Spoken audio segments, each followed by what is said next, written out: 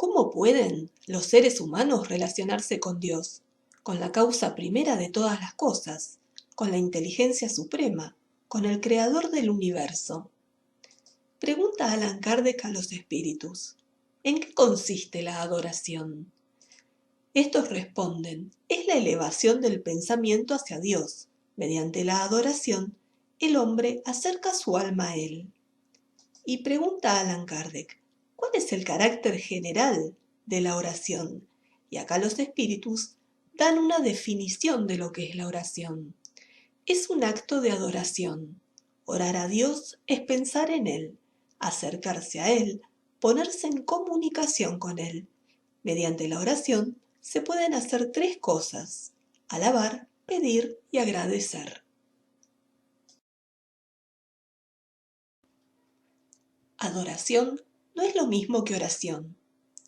La adoración es la elevación del pensamiento hacia Dios, es la elevación del alma hacia Dios, es acercar el alma a Dios. Dios me hace, me crea y sí o sí voy a volver a Él. Esto es religarse, volver a Dios de donde salimos, volver a ligarnos a Él, y por el solo hecho de existir, adoramos a Dios. El libro tercero, capítulo segundo del libro de los espíritus, establece la primer ley moral, la ley de adoración. Esta ley significa volver al ser de donde salimos. Estamos condenados a ser felices, pero ¿qué es la felicidad a la que vamos a llegar? Es el cese del dolor del alma, es no sufrir, es la plenitud del alma. Lo que me espera es la plenitud. Voy a volver a religarme, a atarme a Dios, y este es un proceso de perfeccionamiento, y es inevitable, es obligatorio y es inconsciente. Me religo aunque no quiera, aunque sea rebelde, pero no puedo resistirme, no puedo evitarlo. Tarde o temprano en la eternidad voy a ser perfecto. Dios nos crea, nos suelta y nos dice: volvé. No nos pregunta si queremos volver. Es ley de Dios.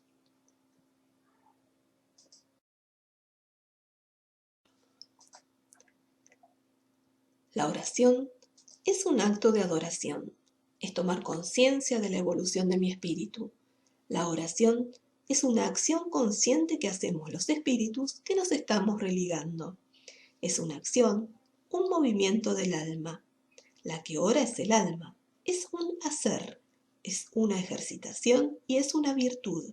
Se ejerce y es consciente y voluntaria. A través de la oración hago un trabajo consciente de encontrar a Dios dentro de mí mismo. Esto es lo que llamamos apercepción. Es mirarme a mí mismo con el alma y ver que Dios está dentro de mí. A través de la oración puedo conectarme conscientemente con Dios que está dentro mío. Es estar en contacto con el ser que me hizo. Cuando oro, tomo conciencia de la evolución de mi espíritu. Me integro con mi nivel de conciencia a esta realidad.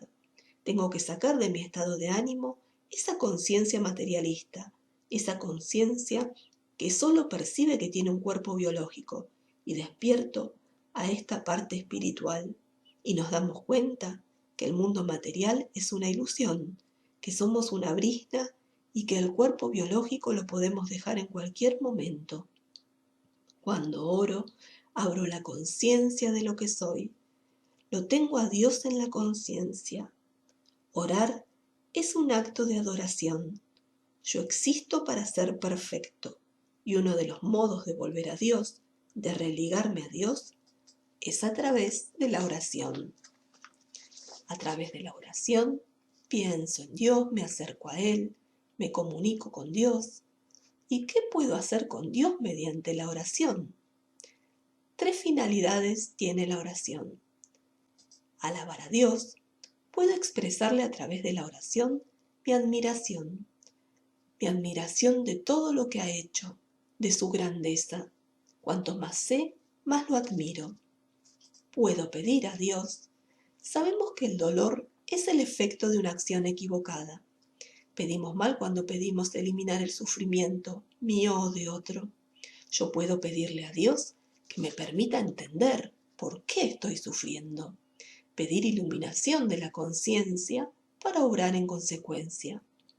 Pedir implica una actitud de resignación, la aceptación de lo que está pasando y la asignación de sentido, volver a darle un significado a eso. Veo lo que me pasa y preguntarme, ¿qué hago ahora con esto? Le tengo que sacar el jugo a esto, porque esto es lo que me está haciendo evolucionar. Y entonces no le pido a Dios que me lo saque, sino que le agradezco. Dios me va a ayudar a entender para qué tengo esta piedra en el camino. La prueba no cambió, pero con la oración me pesa menos. La oración cambia mi mundo interior respecto a esa prueba. Al orar me transformo realmente y me transformo moralmente. Me transformo para mejor. Es un trabajo interior. Sé que la esencia de mi ser es Dios. Él me hizo y sostiene mi ser. Y por último, puedo agradecer a Dios. Nosotros le hablamos a algo muchísimo más elevado y nos integramos en el todo. Le agradezco que existo y le agradezco por la totalidad. ¿Cuáles son las cualidades para la eficacia de la oración? Allan Kardec, en el Evangelio según el Espiritismo, señala que Jesús define claramente las cualidades de la oración. Cuando oréis, dice él, no os pongáis en evidencia, sino orad en secreto. No aparentéis orar mucho, pues no es por la abundancia de las palabras que seréis atendidos, sino por la sinceridad de ellas. Antes de orar, si tenéis algo contra alguien, perdonadlo, porque la oración no puede ser agradable a Dios si no sale de un corazón purificado de todo sentimiento contrario a la caridad. Orad por último con humildad, como el publicano, y no con orgullo como el fariseo. Analizad vuestros defectos y no vuestras virtudes, y si os comparáis con otros, buscad lo que hay de malo en vosotros. La doctrina espírita sostiene que la oración debe realizarse con sencillez, sin ninguna clase de culto o rito. Los espiritistas no tienen sacerdotes y no adoptan ni usan en sus reuniones, como tampoco en sus prácticas, altares, imágenes, andas, velas, procesiones, sacramentos, concesiones de indulgencia, vestiduras, bebidas alcohólicas o alucinógenas, incienso, tabaco, talismanes, amuletos, horóscopos, cartomancia, pirámides, cristales o cualquier otro tipo de objetos, rituales o formas de culto exterior.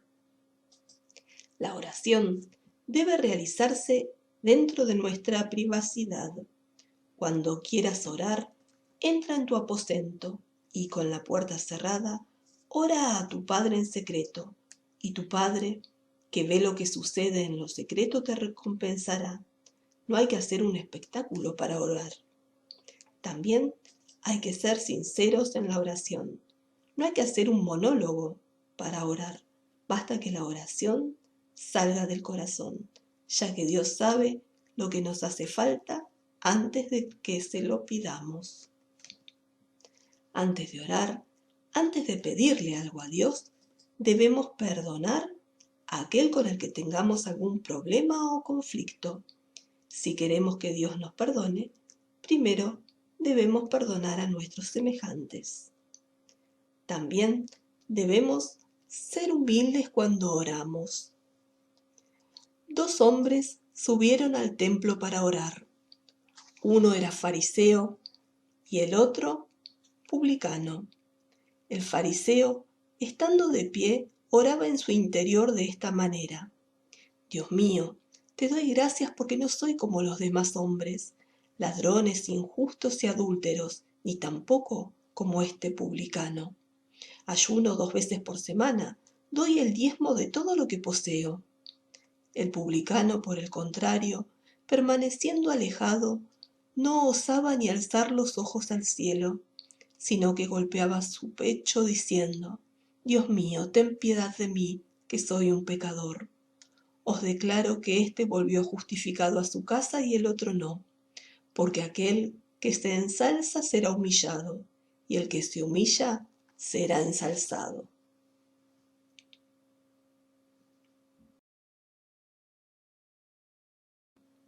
Todo lo que pidáis en la oración, creed que lo recibiréis y os será concedido. Allan Kardec analiza esta máxima y dice que no basta con pedir para obtener, como tampoco hay que culpar a Dios si no nos concede o escucha nuestro pedido, puesto que Él sabe mejor que nosotros lo que nos conviene. Dice Allan Kardec, de ese modo procede un padre prudente que rehúsa a su hijo las cosas que son contrarias a los intereses de este último. Lo que Dios le concederá al hombre, si éste lo pide con confianza, es el valor, la paciencia, la resignación. Asimismo, habrá de concederle los medios para que él mismo se libere de las dificultades con la ayuda de ideas que le sugerirá a través de los espíritus buenos, y le dejará de esa forma el mérito de su decisión. Dios asiste a los que se ayudan a sí mismos según esta máxima.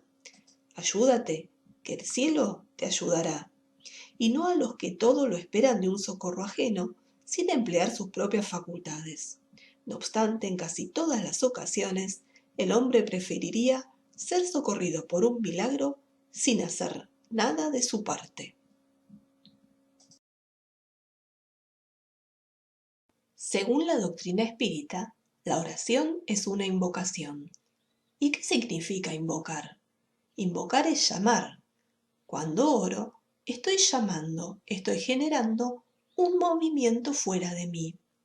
A través de la oración, nos ponemos con el pensamiento en relación con el ser a quien le dirigimos esa oración. Vimos que la oración tiene por objeto hacer un pedido, agradecer o alabar. Podemos orar entonces por nosotros mismos y por los demás, por los vivos y por los muertos.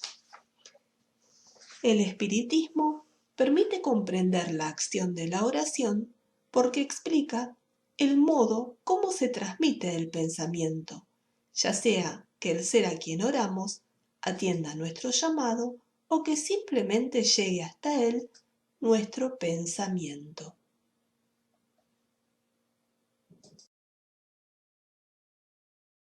Todos los seres, encarnados y desencarnados, se hallan sumergidos en el fluido cósmico universal, que ocupa el espacio, tal como nosotros nos encontramos en este mundo dentro de la atmósfera. Ese fluido recibe un impulso de la voluntad, y ese fluido es el vehículo del pensamiento, del mismo modo que el aire lo es del sonido, con la diferencia que las vibraciones del aire están circunscriptas, mientras que la del fluido universal se extienden hasta lo infinito.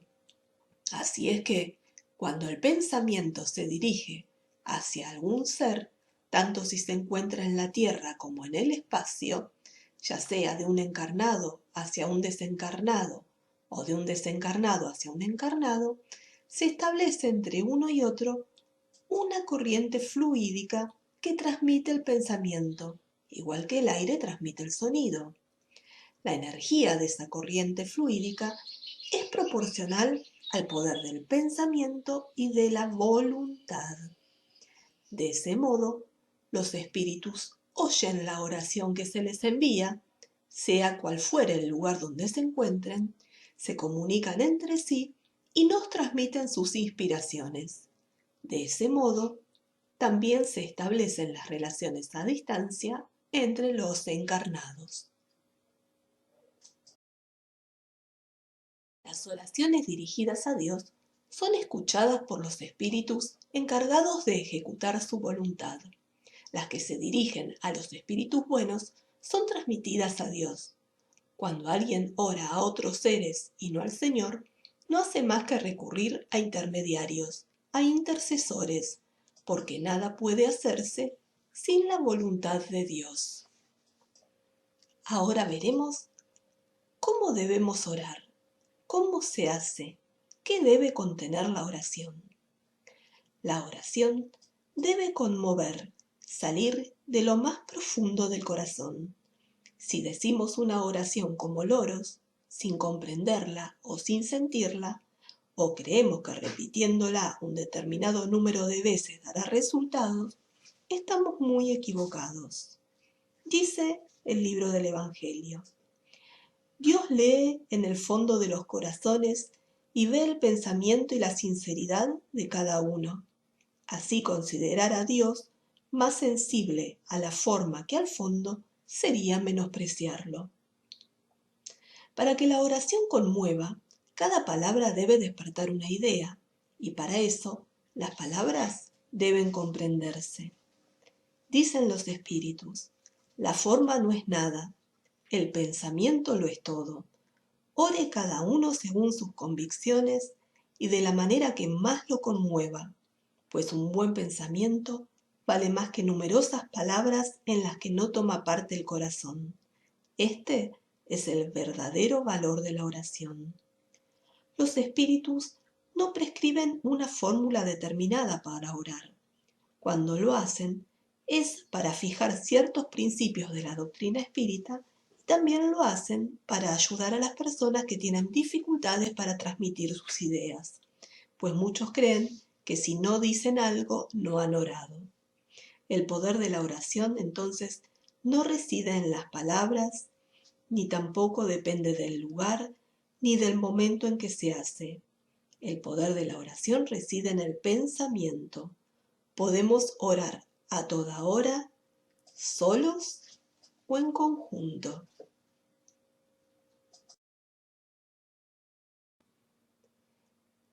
Cuando oramos en conjunto, la oración ejerce una acción más poderosa, porque todos asocian su corazón a un mismo pensamiento y se proponen el mismo objetivo. Ahora bien, leemos en el Evangelio según el Espiritismo. Pero ¿qué importancia tendría que estuviese reunido un gran número de personas si cada una obrara aisladamente y por su propia cuenta? 100 personas reunidas pueden orar como egoístas, mientras que 2 o 3, unidas por una aspiración común, rogarán como verdaderos hermanos de Dios, y su oración tendrá más poder que la de las otras 100. La oración no necesita palabras. Yo puedo decir que estoy contento, que estoy furioso, que estoy alegre, que estoy enojado, que estoy feliz, y también puedo decir que estoy orante. Esto implica estar en un estado emocional, es estar en paz y una luz se enciende dentro de mí. Puedo orar y vivir en estado orante. Gracias por haber compartido este ratito en Espiritismo Allan Kardec.